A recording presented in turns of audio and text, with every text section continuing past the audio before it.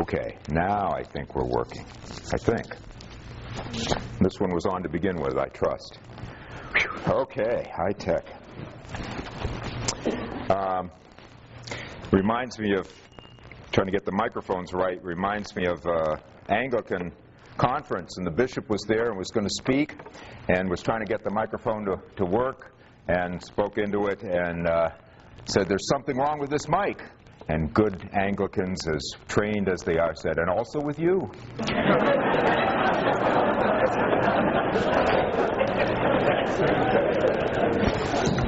I won't bash too many other denominations, just a few. 10 years ago I didn't need these things, but time marches on. Well, I know I'm a comer from away, but it's some good to be here. Bob called me up and waxed eloquent on the phone about coming and doing the Simpson lectures, and I got all excited. Now, oh boy, this is going to be great. This is going to be neat to come back to Acadia Divinity College and connect up and speak again. And so I signed up on the dotted line, and then he said, "Oh yeah, and it's in February." Then when I got here, I found out that it's one of the local truisms that the worst weather of the year occurs during the Simpson lectures. So, although that wind does remind me of Block Island, so I feel a little bit at home that way. But truly, it's good to be here. I appreciate this opportunity. And I'm glad most of you are sitting in the upper half there, the back half. That makes me feel like I'm right at home.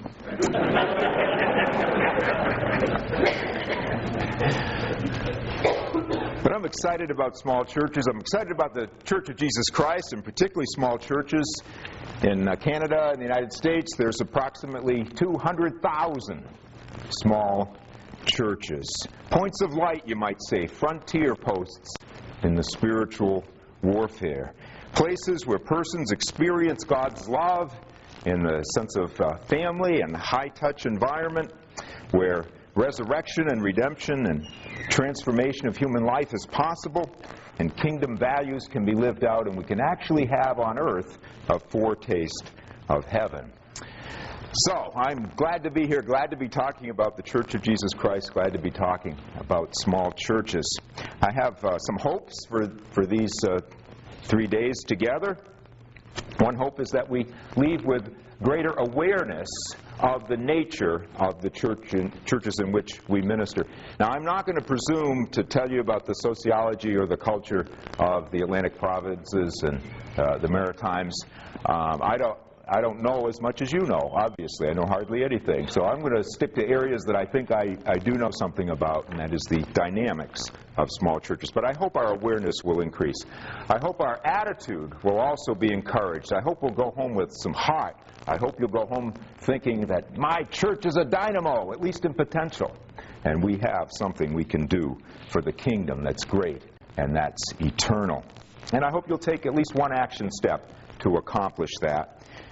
And my last hope is that we're going to have a good time together. I'm getting older every year. It's amazing. I don't have enough time to be bored or frustrated or have bad experiences. So we'll have a good time together, which I guess translates to, if you're going to sleep through these lectures, at least don't snore. Okay? Now, even though I'm a Baptist, we do have a plan for these 3 evenings here. And in your brochure it says history, histrionics, and hope. We're going to be looking at history tonight, or if that's, maybe you don't like alliteration, how about some good Greek words? Gnosis, tomorrow night diagnosis, and Wednesday night prognosis. Or if that's too complicated, how about past, present, and future? All right, let's look at the history of the small church. What is the God-given nature of the small church that has been revealed? I'd like to start each evening with a little Bible reading, a little reading from the Bible, and then a little vignette. So tonight we'll look at Matthew 12, 46 through 50. When I'm going to be doing an Old Testament reading later on, and I travel with a New Testament, so I stole Gideon's Bible out of my hotel room, but you might recognize the King James here. Matthew 12, starting at 46. While he yet talked to the people, behold, his mother, this is Jesus, his mother and his brethren stood without, desiring to speak with him. Then one said unto him, Behold, thy mother and thy brethren stand without, desiring to speak with thee. But he answered and said unto him that told him, Who is my mother, and who are my brethren? And he stretched forth his hand towards his disciples, and said, Behold my mother and my brethren. For whosoever shall do the will of my Father which is in heaven, the same is my brother, and my sister, and my mother.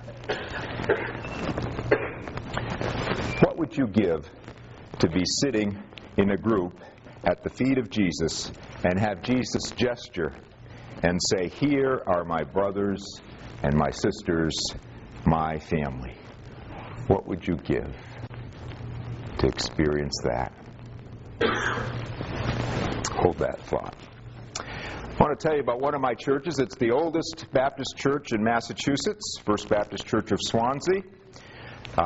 They're a small church, probably 60 at worship would be a really good Sunday, but they are a very happy church. I was visiting in another church on a Saturday evening. They were doing a long-range planning session, and it was one of the most discouraging experiences of my life. We went through the whole evening. Not a good word was said, although I did take notes, 3 notes on 3 particular things that could be interpreted positively. And at the end of the meeting, I said, well, you know, we can rejoice. Look, here's 3 things that I counted that you shared with me that seemed positive. And they said, they just were in no mood to rejoice. And I went home so discouraged, this black cloud sitting right on my head. And I got up Sunday morning. I had no commitment, very unusual situation. And I said, where can I go to refresh my spirit? And I said, First Baptist Church of Swansea. So I drove down to Swansea, and they had just celebrated, which I didn't realize, Vacation Bible School, and they had all the artwork displayed on the chancel, and they had the kids come up and with kazoos to do one of the songs that they learned at Vacation Bible School, and I'm feeling better already. And we had some rain that morning, but we'd been experiencing a drought, and so one of the deacons got up and he said, well, let me explain something to you. That moisture that's coming down from heaven, that's called rain, and we all laughed and had a good old time. The spirit was just very uplifting. This is the document that they produced. They started out in Rhode Island. Good place for Baptist churches to start. But one winter they decided they didn't like it there anymore, and they moved the church on ice over to its present location. And the church at that time was 22 feet high, 33 feet wide, and 41.5 feet long. How about that? They're a fascinating congregation. They enjoy their history. Another interesting thing about them is they've always been about the same size that they are now. They've oscillated a little up, a little down, but they stay right in that range where they can be family together. I want to come back to them, but keep them in your mind also. Small church. Some think the very name is pejorative. I'm going to be publishing a little booklet with the United Methodists on self-esteem in the small church in a couple of months.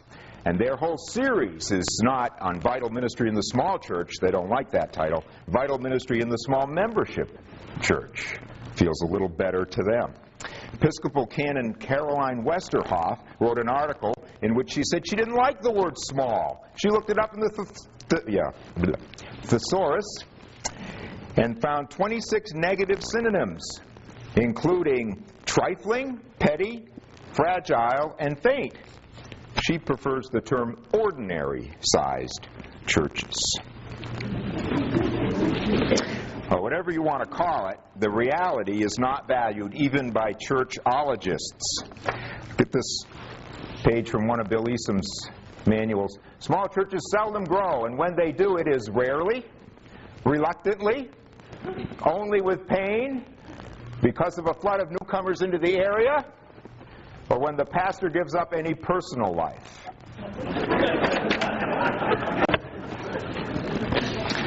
And other people say equally encouraging things. Marshall Shearer writes, identify small membership congregations as those without adequate financial, material, and human resources to engage in a meaningful program for a church. John Mason wrote, churches of under 200 members have an insufficient human resource base for the gifts of the Holy Spirit to be fully utilized. Church consultant James Lowry cites a New York State Council of Churches statement from the 1960s that sets numerical quotas for church viability. For fellowship and worship, you need 50 persons. Don't try fellowshipping with 49, it doesn't work. For property ownership, 200 members. For a total pastoral unit, the famous TPU, 350 members. But if you have two buildings, you need 400. Below these is a small, non-viable church or congregation. They survive, hang on by their fingernails, and do little else. Well, if you're like me, you say, ouch, when you hear those kinds of assessments. But I'm hoping you're going to feel like you're at the doctor's office and you say, I have a pain. And so the doctor pokes here and pokes there and pokes there. And finally, when you say, ouch, you know, that's where the problem is. We're not going to be in denial. We're going to put these negative assessments on the table and deal with the true issues. But I'm not negative about the small church. In fact, I think the small church is beautiful. And I want to share with you 6 or 7 reasons. I'm indecisive on why I think the small church is beautiful. Now, we need to have a caution here to begin with, and that is that not all small churches are beautiful because they're small churches. I mean, we can say that the human spirit is a wonderful creation of God. It's capable of wonderful sacrifice, nobility, and gestures of grace and love and beauty.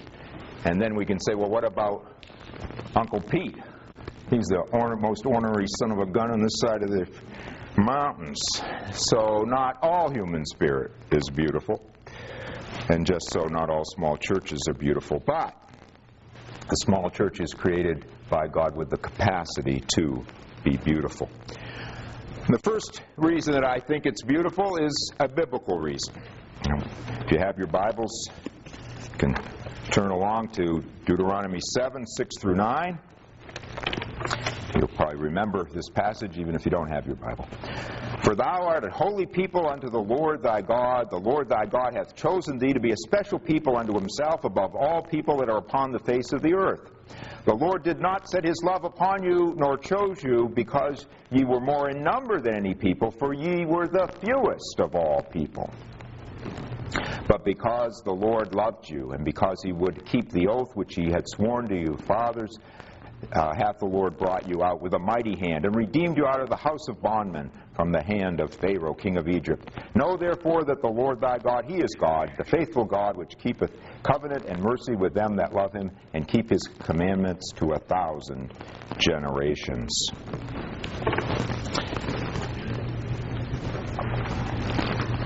A Jesuit scholar named Norbert Lofink talks about this election by God of the smallest people, the smallest nation, the smallest tribe. And he says what God was doing was creating a contrast society, a society that would contrast with the great kingdoms and empires of that day and age, and in their difference show the very nature of God. And Lofink lists these qualities. This contrast society would be centered on the true God. People would live in them with a brother and sister relationship. Poverty would be addressed by caring. Each person would be a priest. What a huge contrast that was to Egypt. They would be a holy people, keeping the laws of God, and they would be a wise and righteous people. They would, in fact, be the people of God. If we flip over to the New Testament, 1 Peter chapter 2, verses 8 and 9 and 10. But ye are a chosen generation, a royal priesthood, a holy nation, a peculiar people, that ye should show forth the praises of him who hath called you out of darkness into his marvelous light, which in times past were not a people, but are now the people of God, which had not obtained mercy, but now have obtained mercy. Peter's saying a very peculiar thing. Once you were not a people, because those who came to faith in Jesus Christ were often the uprooted and the displaced people of the first century in the Mediterranean world through crop failure, disease, Roman military action. For some reason, people had left their family of origin, their tribe, their city of origin, and gone to the urban centers in the Roman Empire, and there heard the witness to Jesus Christ, were convicted and came to faith in Jesus Christ, and joined the church. All of these different people with all these different backgrounds were not a people, but they became the people of God. I believe that the small church is the contemporary manifestation of this biblical reality, the people of God. Historical reason is number 2. The first form of the church was the house church. In Philemon's, we read, the church that meets in your home. And in Galatians 6, the church is described and even defined as the household of faith. This was the early church pattern. Robert Banks, in his book Paul's Idea of Community, says it is in the home of one of the members that ecclesia is held. He goes on to say that there were no special buildings, no special church buildings until the 3rd century. So for over 2 centuries, the church met virtually exclusively in the home of one of the members. In the Greco-Roman world, the well-to-do household might have a guest room that would hold up to 30 people with an absolute maximum of 45. He goes on to say, we must not think of congregations as particularly large. Even the meetings of the quote-unquote whole church were small enough for a relatively intimate relationship to develop between the members. This entity that went from 12 people cowering in the upper room to 300 years later overcoming the Roman Empire had as its primary pattern groups of 30 or less. Third reason I think the small church is beautiful is the psychological reason. We each need positive primary relationships. If we're introverts, we need a few deep ones. If we're extroverts, we need a good band of broad ones. But we each need face-to-face relationships where we're known by name, where there's high touch in a world that's increasingly high-tech.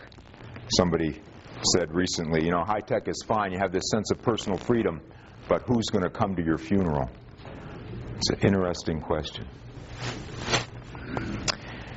And we crave a family feeling. We want to feel at home somewhere. We want to be loved, warts and all. We want to be comfortable where we can be before we do. A new colleague has joined us in Massachusetts, and one of my old colleagues was asking me for some advice. He said he talked to her about something, and she kind of jumped on him. And now he was watching his words, and he had, whenever he conversed with her, now he was having performance anxiety. And he was really upset about this. And so we talked for a while, but it struck me.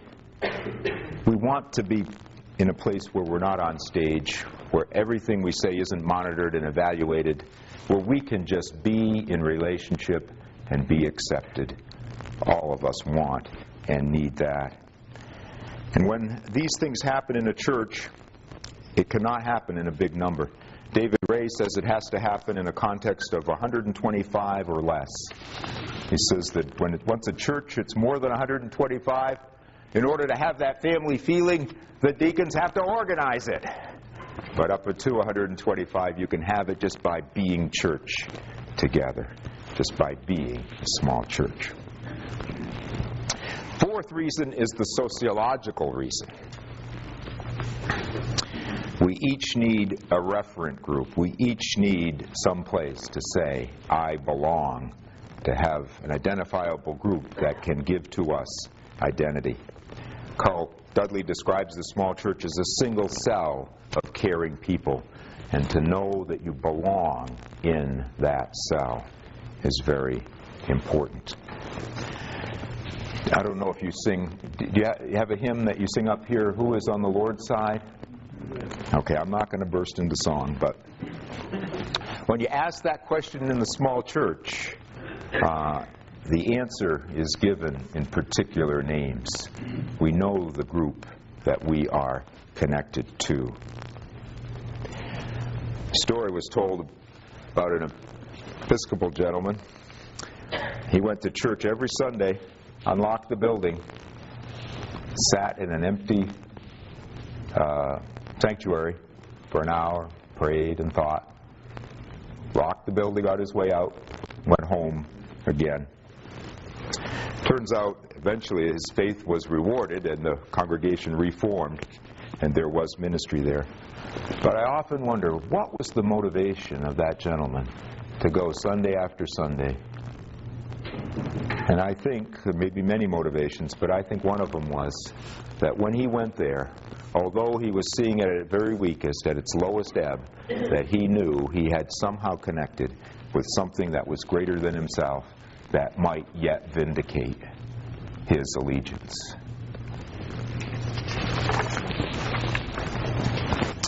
Fifth reason is the anthropological reason. We talked a little bit about the people of God. God created human beings, I believe, to live in that kind of relationships, to live in tribal relationships, to live as a people. And for thousands of years, humanity has known that pattern and that form. I hope my memory is correct, but I've had the privilege some years ago of going to Israel and seeing the sites there. And one of the things that fascinated me was in Jericho, seeing a section of a wall that was built to define the town of Jericho, and the guide saying, if my memory is correct, that it was a 9,000-year-old construction, the oldest known human construct. Society had to get relatively sophisticated to build walls and defenses at that point, so it must be thousands of years earlier than that people were living together in tribal kinds of relationships. I think that's the original way God made us, and I think we're hardwired to enjoy that kind of social structure. And I think of all the social institutions today, there are only a few that approximate this tribal quality. Sometimes small towns, ethnic neighborhoods, but I think there's only one that combines both the social dimension and the spiritual truth of new life in Jesus Christ, and that is the small church. The sixth reason is the situational reason. Today we small church folk live in shadows, and we've forgotten the sunlight. The shadows that we live in started about 100 years ago with mass transportation. Now, this is a peculiar thing, but follow this line of argument here.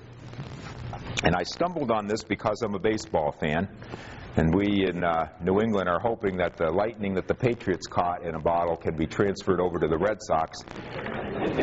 You can see I'm a man of great faith. Major League Baseball started about 1900. The modern era of baseball is considered to start in 1900.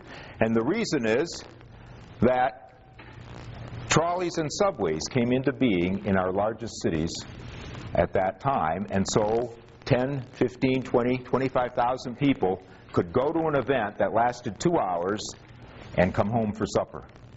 It's the first time in human history that this could happen on an ongoing basis.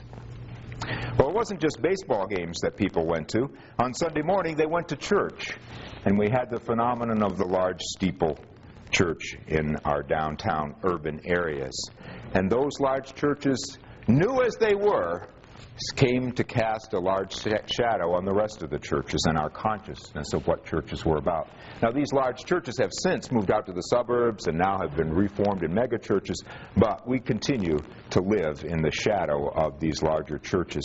But the interesting fact in all of this, if you're following this little excursion here, is that for the first 1900 years of the Church of Jesus Christ, the small church was the normative form of Christ's body. Somehow God did everything God wanted to accomplish in 1900 years with small churches. Seventh reason is functional reason. I came across a book a couple years ago called Natural Church Development. Some of you familiar with that? Christian Schwartz is the author. He's a church consultant, but I think primarily a researcher, and he's done surveys of thousands of churches with millions of respondents on all 6 continents. I guess he didn't make it to Antarctica, but at any rate. And he came up with some very interesting findings relative to small churches. He says, for example, the larger the church, the more likely it is to be declining. We usually think the larger the church, the stronger it must be. Not necessarily so. He has this thing called quality index, and he assigns points. Small churches, on average, come out 4 points ahead of large churches, and that's a significant statistical difference in his system.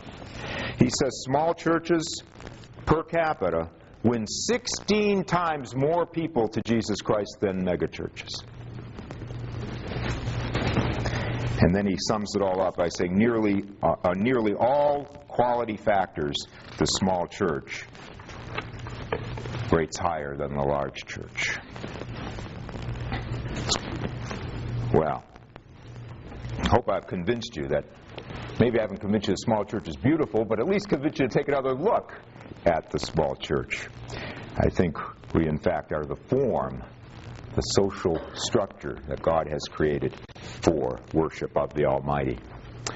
Now let's talk a little bit about how the small church functions, what is its nature, and what are the ways in which it differs from functioning in the dominant society. And I think we're going to look at 5 of these. Some people like lists, so I hope the majority of you like lists, because I'm giving you some lists here. And I know somebody's going to ask me in the question and answers, on the first list, what was the 4th item? But at any rate. Okay, first one is that the small church works in a personal, not a programmatic way. I enjoy Garrison Keillor. One of his great quotes is that people from Lake Wobegon think that the Grand Canyon looks a lot grander if there's somebody from Lake Wobegon in the picture that you snap of it. And that's really true for small churches. We live on the personal level. Someone said, you know you're in a small church when you miss worship on Sunday and get 6 get well cards in Monday's mail. Went to a small church a couple towns over from where I live the other day to work with them in their search committee process, and got there a few minutes early, and the chairman of the deacon board was there, and she led me around to the on the chancel. They have some windows, some small windows there, and they had decided to do stained glass, to have people donate stained glass windows as they wanted to fill in each of these small windows, and there's about 12 of them, I think. And she went and walked me one by one. Who gave it? Who it was given in memory of? Why that person was significant? Absolutely irrelevant to the agenda of the evening, but absolutely front burner for her. And the pride and the love was just oozing out of her. And I had, it would have been stupid of me to say, what's this got to do with what we're doing tonight? Because the personal is the front burner, isn't it, in small churches. Secondly, small church values the past more than the future. Past is reality. We've been there. We know it. Future, who knows?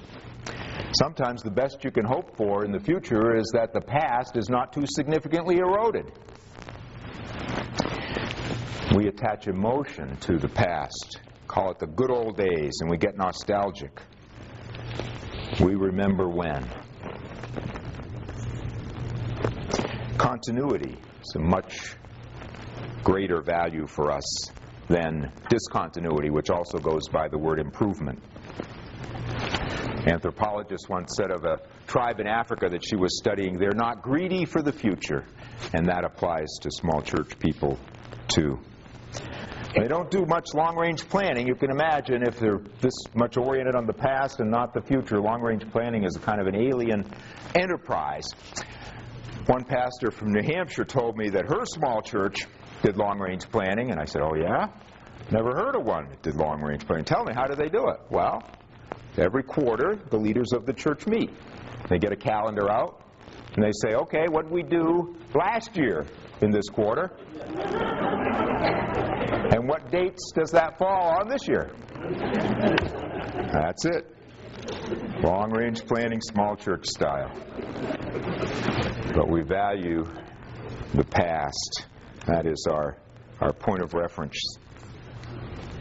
David Ray also tells a story about a church in Wakefield, Massachusetts, when he was pastoring there that was stuck. They were meeting in a home, and they were bursting out, and there was tension in the congregation about whether to build a sanctuary or a Christian Ed wing or what to do. And they had a cleanup day, and somebody went up in the attic and was organizing things and throwing things out, and they ran across the will that had bequeathed the home to the congregation. And they reread the will that had become their spiritual house, that had made possible their spiritual home, and it was not given for worship, incidentally, but it had been given so that that congregation, its forebears, could have a place to provide education of things of the Spirit to young people. And they read the will to the whole congregation. And remembering that that's who they were, they went forward with their building plans and built the Christian Ed wing, because that past was so important to them. Third thing is that habits are more powerful than intentionality. Norms and customs, traditions, rituals, you might summarize all of that and say culture. That which we're used to doing, that we don't have to think from square one and plan in detail, that which we can just enter into is important in the way in which we work. We're not rationally organized in the small church. I used to think that intentionality, is that a buzzword up here in the Atlantic provinces? It sure was down in southern New England. Everything had to be intentional. At one point I thought intentional was a four-letter word. Now I'm not saying we shouldn't be deliberate, but small churches work out of the habits and the patterns that they're used to. Our ways become mores. There's some moral credibility that attaches to the way we do things. It's not just functional behavior, it's right behavior, it's righteous behavior. And we're much wiser to work with it than against it. Had one example of this of Block Island was our Sunday school teacher wanted to do some evangelism, I guess you'd say, or at least pre-evangelism, and get the word out about our Sunday school program and offerings to the families in our community that weren't going to any church. And so she had the question of how to do that. And what she decided to do was, she got a list from the school and identified the families, and then she called the covered dish supper.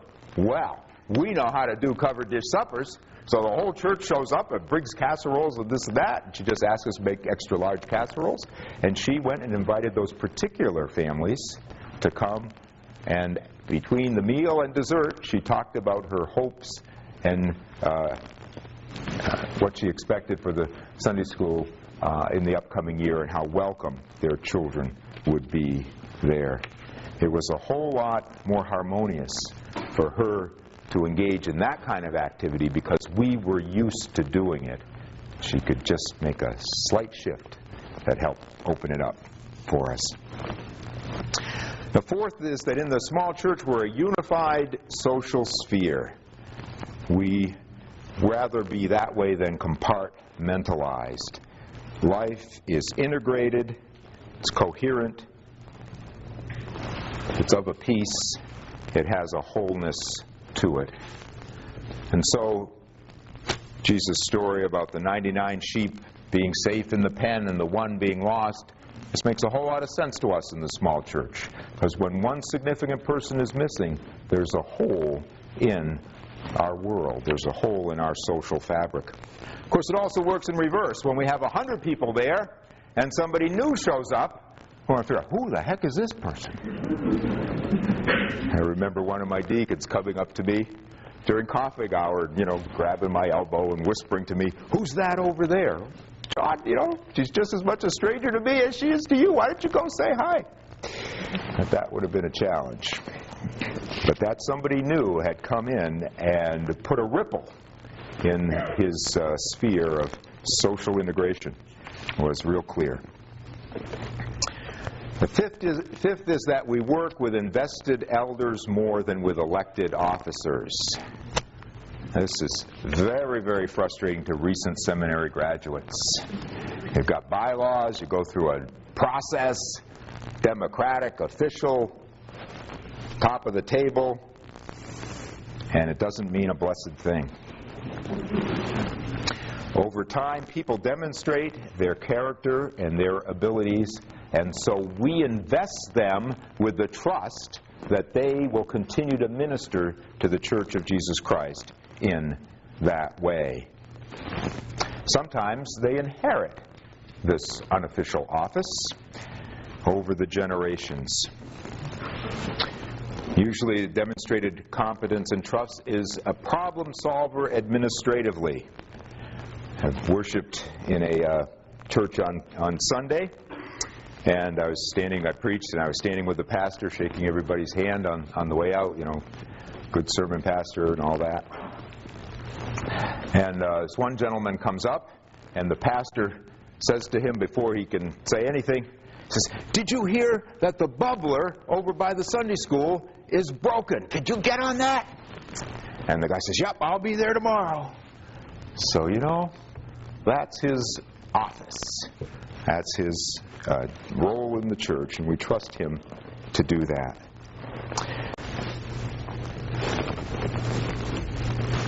We don't work through bylaws so much, although we need to appeal to them when issues come up. We don't work through Robert's Rules of Order so much. I'd like to tell you a story about Robert's Rules of Order. Colonel Robert was a deacon in one of the churches that is now one of the ones that I work with, in the First Baptist Church in New Bedford. Colonel Robert was not a clergyman. He was a military person stationed in New Bedford, but he was the moderator of that church. During the Civil War, the city of New Bedford heard that the Confederates were sending up a warship to shell the port of New Bedford. And this panicked the local people. So they got together at the First Baptist Church, because it was a large meeting house, and they got together like at sunup and were there till sundown. It was this very long meeting, and it got very, very hostile and aggressive, and fights broke out. People were yelling and screaming at one another. Turns out the Confederates never showed up, and the good old Union folk beat themselves up, but Colonel Robert was so taken or so shaken by this base level of behavior in a public meeting that over the next 4 years he penned this manual that we now know as Robert's Rules of Order. And the good news for us is that it was not a church meeting that caused him to do that. It was a town meeting. But in the small church, we don't tend to operate that way. Even if we give lip service to it, we have certain people that we trust, and we give them the authority. And so you will encounter this at a regular meeting of the trustees or deacons, wherever it is, some vote is taken, and then by the time people have left the parking lot, the vote is untaken. Or committees that will hem and haw and won't make any decision that night. Not because they don't have a quorum, they do have a quorum, but because the key person whose concurrence on this issue has to be obtained is not present. Can't do anything until Uncle Joe says it's all right. May not always be the most efficient way to work, but it's not a half bad way to work, and it's the way we enjoy working in small churches. Okay, let me wrap things up here. The small church, I believe, is God's design from the beginning. We're not the runt of the litter, we're the normative form of the body of Christ. We're out of step with society, and that makes it hard, but it also makes it transformative. If we were right in line with society, what alternative would we have to offer? Leading in the small church can be fun, believe it or not, when you understand this nature of the small church. And I believe the small church has the form of heaven. May not always have the content of heaven, but I believe that it does have the form that will anticipate heaven. Let me get back to Swansea. I had a pastor who for the last about 3 years there was physically ill and could barely perform in her role as a pastor. And yet, they just hung with her, supported her, accepted the ministry that she could give, compensated as they could, until she was able to retire and go live with her son and get a support system that was going to work for her. Their love, you see, was greater than their ability or their desire to perform at some external standard. The internal criteria of caring for the needy one in our midst was number one. But after their pastor left, they had a long interim period where they were desperately trying to find a pastor. They were not paying what we call a full-time salary, and I challenged them to see if they could improve that. The association gave them a little bit to help them with that, and they increased their pledges $7,000 in 1 year to do that. That gave me enough courage to go talk to Charlie. Charlie had been for 18 years a small church pastor in the neighboring state. Then he had been called to one of our larger churches, and from the moment, virtually the first moment he was there, he knew it was a mistake. During his installation service, which he had planned, he invited friends and colleagues and mentors to all come and say a couple words. The service ran over an hour. The deacons got up and suspended the installation service because it went over their time frame. We do things this way. The human dimension, the sacredness of the moment. Charlie saw the handwriting of the wall right there.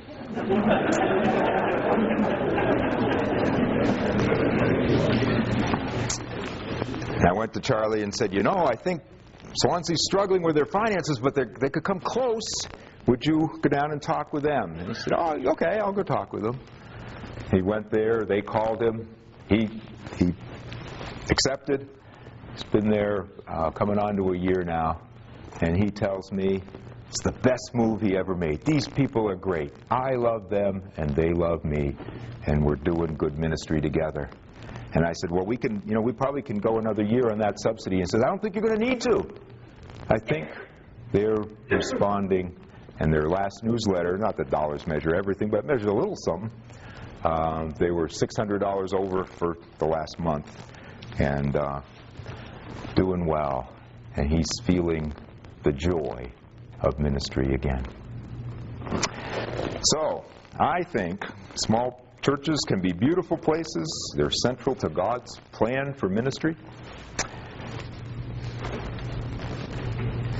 And I'm mighty proud to be able to maybe help you see a little more clearly that that's the truth. Okay. Oh, wait a minute. I have to touch bases back with the Bible passage, right? Let me not forget the Bible. I asked you a question. Wouldn't it be, what would you give to have Jesus gesturing and saying, here are my brothers, my sisters, my mother, my family. I want to suggest to you that that's exactly what Jesus does every Sunday morning in your church. Amen. Okay.